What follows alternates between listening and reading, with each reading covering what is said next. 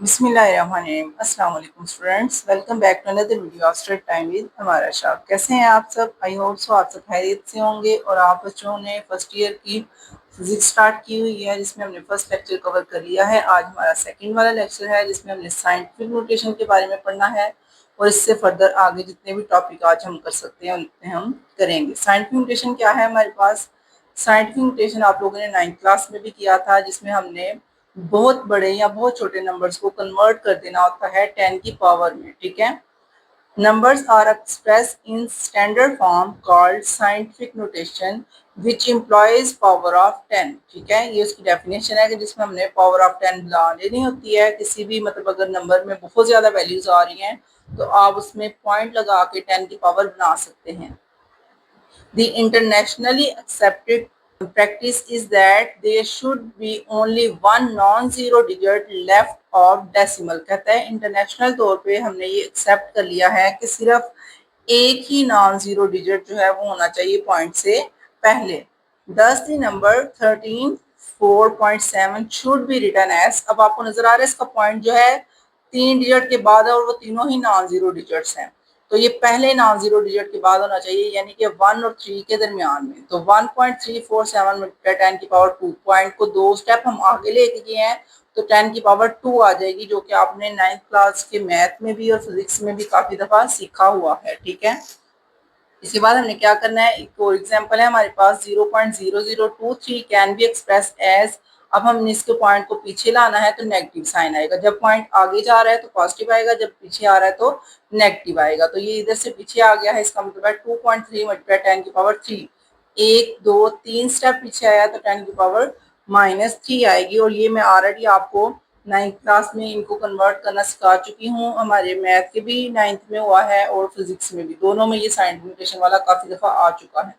इसके बाद यहाँ पे एक टेबल बना हुआ है बेटा। ये टेबल जो है आपका एमसीक्यूज के लिहाज से बहुत ही ज्यादा इंपॉर्टेंट है, क्योंकि देखिए इसमें सन की बता रहे हैं कि सन जो है उसका कितना मैस है और वो किस हिसाब से। ये देखो ऊपर लिखा हुआ है मैस केजी में है और ये सारे केजी में मैस दिए हुए हैं। सन का 10 की पावर 30 है, यानी कि आपने ये होता है ना कि अगर 1000 हो तो 3 जीरो होता है, वो 10 की पावर 3 है। ये 30 है, इसका मतलब है कि हमने 1 के साथ 30 जीरो लगाने हैं। ठीक है, अर्थ की बात की जाए तो ये 25 होता है। उसके बाद माउंट एवरेस्ट की बात की जाए तो ये आपको ऊपर से नजर आता जाएगी। ऑलमोस्ट जो है ना पॉजिटिव 30 से लेकर नेगेटिव 30 तक सारी वैल्यूज हैं, जो कि इलेक्ट्रॉन और प्रोटॉन तक जा रहे हैं -30 तक। ठीक है, तो ये सारे आपके एमसीक्यूज बन सकते हैं। इसमें से ये मॉस्किटो वगैरह का तो जरूर आ सकता है, क्योंकि इंटरेस्टिंग है। बुक का भी आ सकता है, कार का भी है। तो ये आपने सारे एक दफा याद कर लेने हैं। डीएनए का भी बताया गया है। ठीक है, उसके बाद यहाँ पे आपको नजर आएगा नेक्स्ट पेज पे प्रीफिक्सेस। तो प्रीफिक्सेस के बारे में आपको पता है, ऑलरेडी आपने 9th क्लास में भी किया है। प्रीफिक्स आपने याद भी किए हुए हैं, एक्सा बीटा टेरा, जो कि यहाँ पे लिखे भी हुए हैं। अगेन वही है जो 10th क्लास में थे, आपने इनको लिख के एक दफा दोबारा याद कर लेना है। ये 10 की पावर पॉजिटिव 18 से नेगेटिव 18 तक जाते हैं, जो कि एक्सा से शुरू होता है और एटो तक जाता है। ठीक है, तो ये एमसीक्यूज में आपके आ सकते हैं। इसके अलावा इसकी डेफिनेशन यहाँ पे है। Most prefixes indicate the order of magnitude in step of 1000। कहता है ये 1000 के स्टेप से बने होते हैं। ठीक है, and provide a consequent way to express the large and small numbers. बहुत बड़े या छोटे नंबर्स को रिप्रेजेंट करते हैं। और उसके अलावा क्या है, to eliminate the non significant digits, और नॉन सिग्निफिकेंट डिजिट्स को भी एलिमिनेट यानी कि खत्म किया जाता है। SI also include four of the other prefixes to accommodate the usage already established before the introduction of SI। कहता है SI के इंट्रोडक्शन से पहले 4 ऐसे प्रीफिक्सेस हैं जो आपको यहाँ पे नजर आ रहे हैं, जो पहले लिखे जाते हैं किसी भी 10 की पावर से। ये पहले जो है आपने इसकी पावर को कन्वर्ट कर देना होता है इस फॉर्म में। ठीक है, जैसे अगर सेंटी है तो वो -2 होता है, डेसी है -1 है, डेका है 1 है, और हेक्टो है तो 10 की पावर 2 है। ठीक है, तो ये सारे आपने पहले ही लिख लेने होते हैं। ओके, और यहाँ पे उसने एग्जांपल दी हुई है। ठीक है, तो ये शॉर्ट क्वेश्चन पेपर में आ सकता है कि व्हाट इज प्रीफिक्सेस। तो आपने यहाँ से लेके यहाँ तक प्रीफिक्सेस लिखना है। उसके बाद ये उसकी एग्जांपल्स भी राइट करनी है, जैसे मैंने आपको ऊपर हेडिंग्स लिखी हुई है। ठीक है, और ये एमसीक्यूज के लिहाज से आपने टेबल भी अच्छी तरह प्रैक्टिस कर लेनी है। इसके बाद हमारा लॉन्ग क्वेश्चन स्टार्ट हो जाता है, जो कि इस चैप्टर का बहुत ही इंपॉर्टेंट लॉन्ग क्वेश्चन है। ठीक है, और ये आ भी सकता है पेपर में, क्योंकि इसके हवाले से मैं आपको बता देती हूँ। ये इस तरह है कि इसमें हमने कन्वर्जन्स बतानी है कि हम एसआई को किस तरह कन्वर्ट करते हैं। ठीक है, तो ये आपके अगर लॉन्ग क्वेश्चन में ना भी आए तो ये शॉर्ट क्वेश्चन और एमसीक्यूज के लिहाज से भी जरूरी है, क्योंकि एमसीक्यूज में भी इनकी पूछा जा सकता है और इसके अंदर से छोटे छोटे शॉर्ट क्वेश्चन भी बन सकते हैं और इन्हीं को हमने न्यूमेरिकल में भी यूज करना होता है। ठीक है, तो इसको हम किसी हाल में भी स्किप नहीं करेंगे। ठीक है, तो स्टार्ट करते हैं। Convergence of using SI units. तो एसआई यूनिट्स को यूज करते हुए हमने कन्वर्जेंस कैसे करनी होती हैं। Use of SI units required special care. कहते हैं हमें एसआई यूनिट को यूज करते हुए बहुत ही एहतियात करनी पड़ती है। More practically it is the writing prefixes. जब हम प्रीफिक्सेस को लिखते हैं तब हमें बहुत ही एहतियात करनी पड़ती है। Some points to be note, और कुछ पॉइंट्स हमें नोट कर लेने हैं। वो कौन से पॉइंट है। नंबर 1 है हमारे पास each SI unit is represented by symbol. हर एक ऐसा यूनिट को हमने सिंबल से ही रिप्रेजेंट करना है, not an abbreviation. Abbreviation he use करनी कि अगर आपके पास ये एक्सा है तो आप इसकी एब्रीवेशन लिख लेंगे, इस तरह नहीं कर सकते आप। ठीक है, आपने उनको हमेशा जो है वो प्रीफिक्सेस के सिंबल से ही रिप्रेजेंट करना है। These symbols are same as all language. ये सिंबल्स हर एक जुबान के लिए सेम ही रहते हैं। Hence the correct use of symbol is very important. तो ये बहुत ही जरूरी हो जाता है कि आपने करेक्ट सिंबल यूज करना है। जैसे उसने यहाँ पे बताया अम्पेयर है तो आप अम्पेयर का एब्रीविएशन ए नहीं कर सकते। ठीक है, आपने अम्पेयर का क्या यूज करना है, ए एम पी। ठीक है, फॉर सेकंड, सेकंड के लिए हम एस यूज करते हैं, नॉट एस ई सी। ठीक है, ठीक है, तो सेकंड के लिए उसने बोला है कि हम एस यूज करते हैं, एस ई सी नहीं यूज होगा। And S I not S dot I, और एस आई को हम एस आई लिखते हैं ना कि डॉट लगा के लिखते हैं। ठीक है, ये साथ उसने एग्जाम्पल दी है और थोड़ा सा आपको उसने बता दिया कि सिंबल कैसे रिप्रेजेंट किया जाता है। ठीक है, और इसका अगर शॉर्ट क्वेश्चन पेपर में आना हो तो वो इस तरह आ सकता है कि एसआई यूनिट्स को हम कैसे रिप्रेजेंट करते हैं, how we represent SI units. तो फिर आपने यहाँ से लेके यहाँ तक सारा बताना। ओके, सेकंड है हमारे पास full name of unit does not being with capital letter. कहता है पूरा नेम अगर आपने यूनिट का लिखना है तो वो कैपिटल लेटर से आप शुरू नहीं कर सकते। ठीक है, न्यूटन है तो वो स्मॉल लेटर यूज करेंगे, मीटर है वो भी स्मॉल लेटर यूज करेंगे। उसके बाद उसने एक्सेप्ट सेल्सियस वगैरह बताया हुआ है। सेल्सियस के अलावा उसने बोला कि सेल्सियस को छोड़ के जितने भी हैं उनको हमने स्मॉल लेटर से ही शुरू करना है।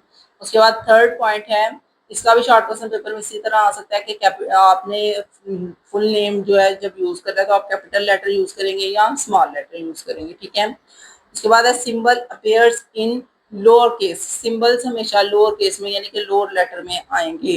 एम है मीटर्स है, एस सेकंड के लिए है।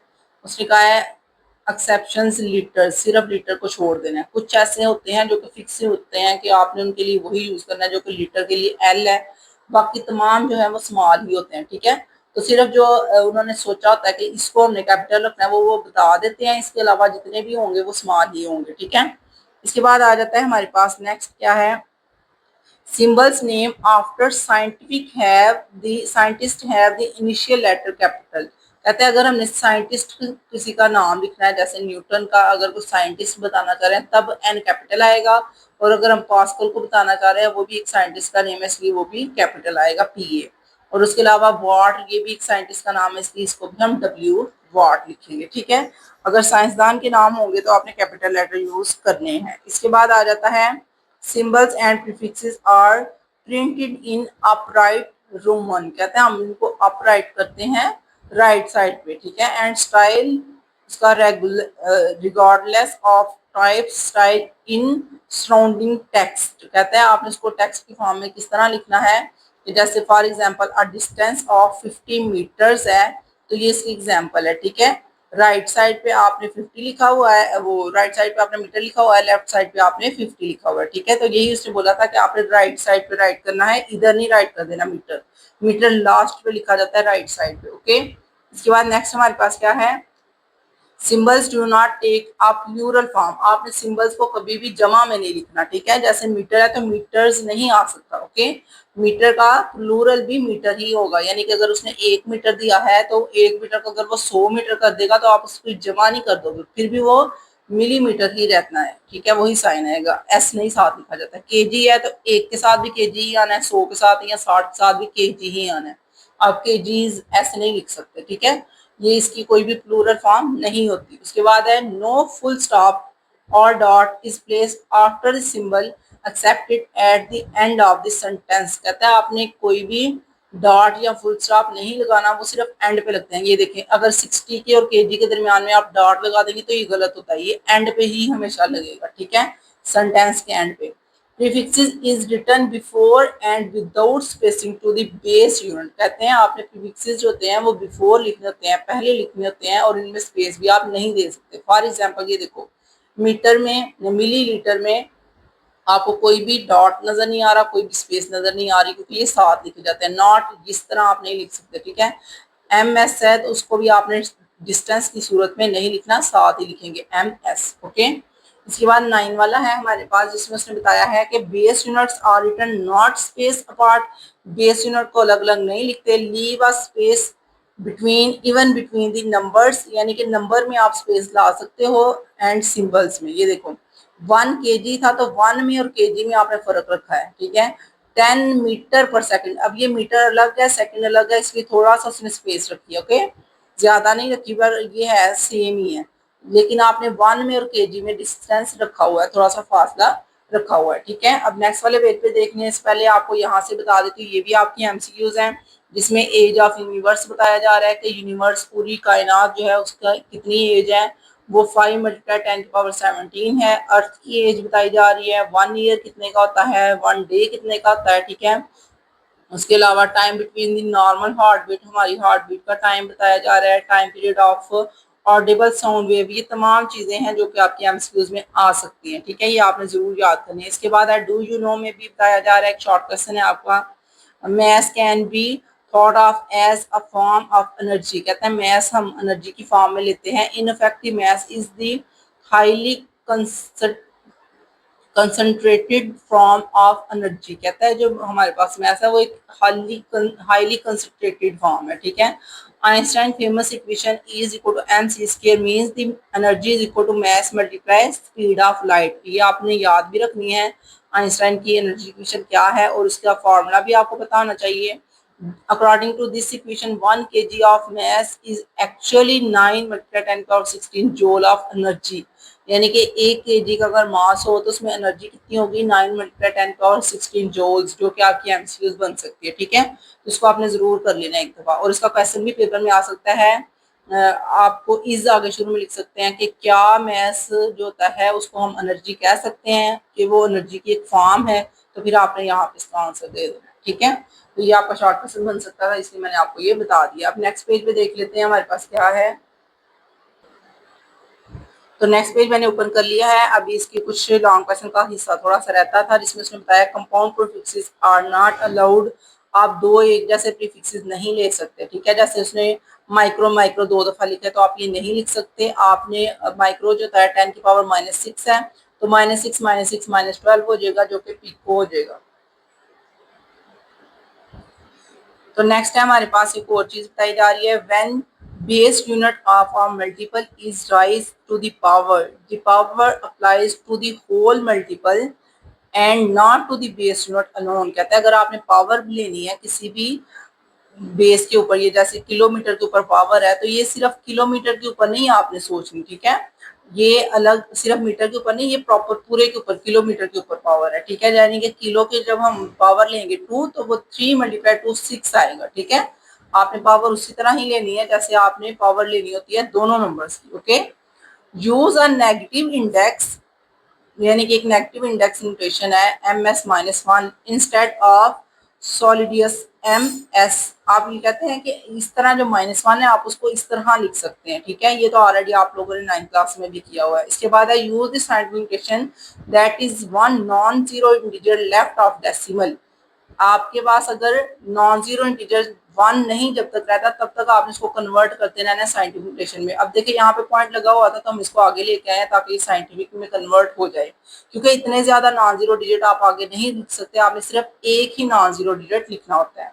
इसके बाद नेक्स्ट है हमारे पास do not mix the symbols and means names in the same expansion. किसी भी एक ही इक्वेशन के अंदर आप लोग उसको मिक्स नहीं कर सकते, सिंबल को और नेम को, ठीक है।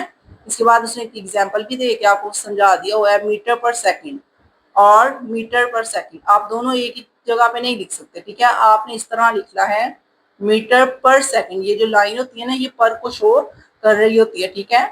और यहाँ पे इस तरह ये देखिए दोनों नाम जो है आपने कैपिटल में लिख लिए हैं या एक कैपिटल लिख लिया एक स्मॉल, इस तरह नहीं कर सकते आप, उसको इस तरह लिख लें मीटर पर सेकंड या इस तरह लिख लें, ये दोनों एक ही बात है। यहाँ फिर अगर आपने ओवर की फॉर्म में लिखना है तो आप फिर ऐसे लिखेंगे मीटर पर सेकंड, ठीक है, इस फॉर्म। ये नहीं कि एक आपने खाली मीटर यूज किया और सेकंड के पूरे स्पेलिंग यूज कर लिए, या मीटर और सेकंड दोनों के पूरे स्पेलिंग यूज करके दरमियान में लाइन का, ये इस तरह नहीं करेंगे, ठीक है। या तो वो इस फॉर्म में यूज कर लो या फिर ये दोनों फॉर्म में।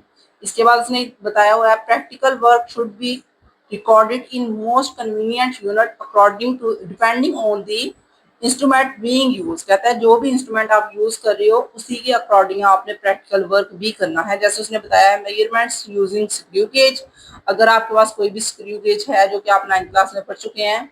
देन रिकॉर्डिंग इन मिलीमीटर्स, तो आपको पता है स्क्रू गेज जो है उसका लीस्ट काउंट मिलीमीटर में होता है, तो रिकॉर्डिंग भी आप मिलीमीटर में ही लेंगे। But the final result must be recorded in the appropriate base unit, जो उसकी रिकॉर्डिंग लास्ट में आएंगी ना रिजल्ट, उसको आप कन्वर्ट कर सकते हैं जैसे आप उसने गिवन डेटा दिया था उस लिहाज से, ठीक है।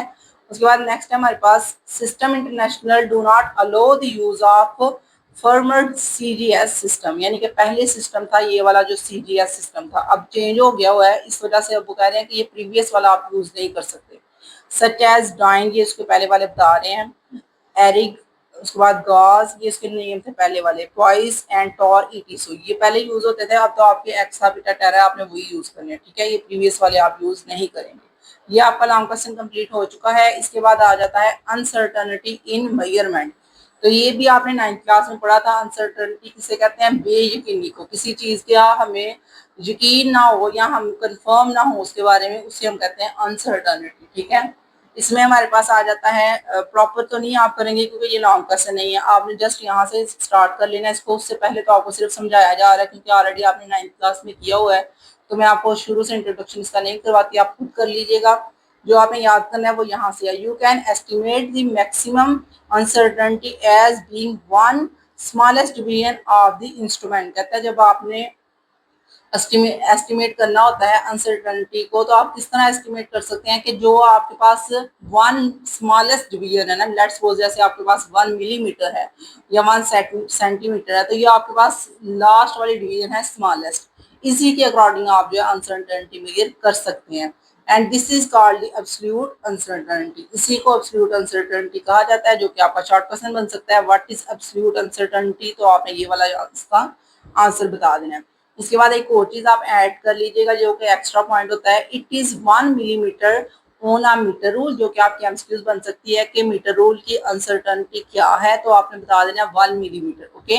इसके बाद है that is recorded, that is graduated in millimetres, या फिर उसको मिलीमीटर्स भी हम कह सकते हैं। फॉर एग्जाम्पल आगे उसने एक एग्जाम्पल से आपको समझा दिया है, आपका जो क्वेश्चन है, for example if 1 edge of a book is coincided with 10 centimeter mark, the other with 33 centimeter and with the length which actually, हमारे पास अनसर्टनिटी हमने एक्चुअली तौर पे बतानी है कि क्या होगी, तो आपको पता है कि हम 33.5 जो है उसमें प्लस माइनस 0.05 सेंटीमीटर करेंगे, और ये जो 10 वाला है उसमें से भी हम प्लस माइनस 0.05 करेंगे, और उसके बाद टोटल हमारे पास आ जाएगा 23.5 प्लस माइनस 0.1 सेंटीमीटर। क्यों ये इस तरह आएगा, क्योंकि आपको पता है कि हमने उसमें अनसर्टनिटी को ऐड करना होता है, जो बेयकीनी हमें पर होती है कि ये हो सकता है कि शायद इसमें 0.05% जो है थोड़ा सा डिफरेंस आ रहा है, कम का या ज्यादा का, ठीक है, वो आगे आपको लिख के भी बता रहा है।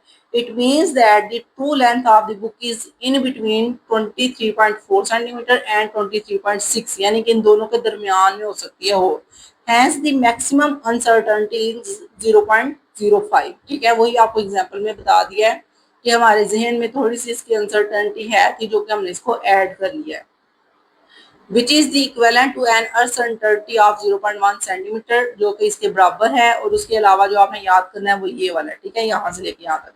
It is the equal to the least count of metre rule, और यही मीटर रूल का लीस्ट काउंट है, और ये आपने याद रखना है, आपकी एमसीक्यू भी बन सकती है, ओके।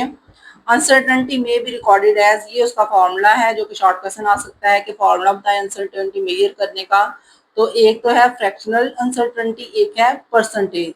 तो ये दोनों शॉर्ट क्वेश्चन बन सकते हैं। आपने फ्रैक्शन वाले में absolute uncertainty over measure value रखनी है और परसेंटेज में आपने उसको 100 से मल्टीप्लाई कर देना है, ठीक है। तो यही आपका जो कंसेप्ट था जो मैं आपको बता दिया है। इसके बाद आएगा अनसर्टेनिटी इन डिजिटल इंस्ट्रूमेंट। ये तो फिलहाल आपने खुद मेजर किया है, खुद मेजरमेंट लिया है। एक होता है डिजिटल, जिसमें आपको डिजिटल स्क्रू गेज मिल जाता है कि वो खुद ही रीडिंग करके बता देता है, ठीक है। उसमें भी अनसर्टेनिटी होने के चांसेस होते हैं। हो सकता है आपका डिजिटल वाला जो आपको इंस्ट्रूमेंट मिला है वो खराब हो, तो फिर भी उसमें जो है हमें बेयकीनी होती है। नेक्स्ट पेज पे आपको दिखाती है, जो आपने याद करना है वो यहाँ से इसकी स्टार्ट होगी। विद आर डिजिटल स्केल, अगर आपके पास कोई डिजिटल स्केल दिया हुआ है उन्होंने, this is the reflected in some inflations of the least digit, यानी कि लास्ट वाला जो हमारे पास डिजिट आ जाता है, जैसे एंड पे 5 लिखा हुआ है किसी भी नंबर की रीडिंग के एंड पे 5 है, तो हमें ये यकीन नहीं होता कि वो 5 कंफर्म है या नहीं, ठीक है। If the last digit fluctuated by 1 or 2, write down that last digit. फिर उस last digit को लिख लो। If the fluctuation is more than 2 or so, it is the last digit. It may be main recording that being influenced by some factors such as air currents, and regardless of the reason, a large fluctuation may be mean that displaying the digit is not really significant। फिर हो सकता है कि हमें ये यकीन ना हो कि ये सिग्निफिकेंट है या नहीं, तो फिर आप जो है उसकी जितने भी डिजिट है वो सारे ही लिख लो, ठीक है। होता है ना, हम पॉइंट के बाद राउंड ऑफ वगैरह कर लेते हैं, तो इसमें उसने बोला कि आप सारे डिजिट ही लिख लो ताकि आपके जहन में ये जो अनसर्टनिटी के वाले से थोड़ा सा आ जाता है उसको आप खत्म कर सको, आप सारे डिजिट ही लिख लिया करो, ठीक है। इसके बाद नेक्स्ट आ जाता है यूज ऑफ सिग्निफिकेंट फिगर्स, यानी कि सिग्निफिकेंट फिगर्स को हम कहाँ कहाँ यूज कर सकते हैं। तो यहाँ पे उसने सबसे पहले डेफिनेशन में आपको थोड़ा सा बताया हुआ है, डेफिनेशन एक नीचे भी है, वैसे आप ये वाली भी कर सकते हैं। The number of digits of a measurement about which we do feel reasonably sure that is called significant figures, यानी कि ऐसे नंबर्स जिनके बारे में आप लोगों को कंफर्म हो कि ये ठीक है तो वही सिग्निफिकेंट फिगर्स होंगे, ओके। इसके बाद यहाँ पे आपको एक नजर आ रहा है टेबल, ये भी आपने एमसीक्यूज में याद कर लेना है क्योंकि इसकी एमसीक्यूज बन सकती हैं। यहाँ पे distance to the nearest galaxy, जो हमारी अर्थ के करीब नियरेस्ट गैलेक्सी है उसके बारे में बताया जा रहा है। उसके बाद diameter of milky way galaxies, ये तमाम चीजें आपने याद कर लेनी है, ये एमसीक्यूज में आ सकती है। इसके बाद है हमारे पास, यहाँ से आपने याद करना है क्योंकि ये वाला तो आप लोगों ने याद नहीं करना, लॉन्ग तो है जो हम सारा याद करेंगे, इसलिए आपने यहाँ से याद कर लेना है। The uncertainty plus minus 0.01 gram or 0.1 gram is dropped and it is understood that the numbers quoted has an uncertainty of at least 1 unit in the last digit। कहता है ये हमें हमेशा याद रखना चाहिए कि एंड वाला जो नंबर है उस पर हमें बेयकीनी होती ही होती है। जैसे उसने दो एग्जाम्पल दिए हैं, एक था इलेक्ट्रॉनिक बैलेंस, उसकी एग्जाम्पल दी हुई है, उसमें हमें 0.001 यानी कि एंड वाले नंबर पे हमें यकीन नहीं है। नीचे वाले लीवर बैलेंस में उसने 0.1 यानी कि लास्ट वाले नंबर में बताया कि हमें बेयकीनी है, ठीक है। ये दोनों एग्जाम्पल आप कर सकते हैं। यहाँ पे आपकी डेफिनेशन आ गया, all the digits which are quoted are called significant figures, यानी कि जितने भी डिजिट्स हैं आपने जितने भी लिखे हैं वो सिग्निफिकेंट हो सकते हैं। In any measurement the accurately known digit, यानी कि जो हमें पता है, and the first estimate are doubtful digit, और पहला ऐसा डिजिट जिस पर हमें यकीन नहीं है, डाउट है, and that is called the significant figure, उसको हम कहेंगे वो सिग्निफिकेंट फिगर है, ठीक है। इसकी डेफिनेशन कर लेनी है, शॉर्ट क्वेश्चन आ सकता है। और नेक्स्ट पेज पे देखते हैं क्या है हमारे पास,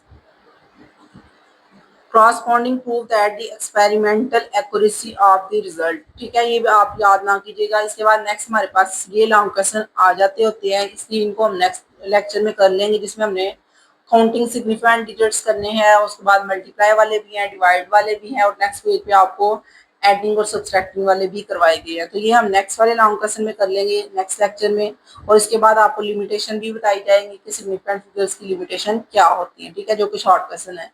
तो मिलते हैं नेक्स्ट लेक्चर में। अल्लाह हाफिज।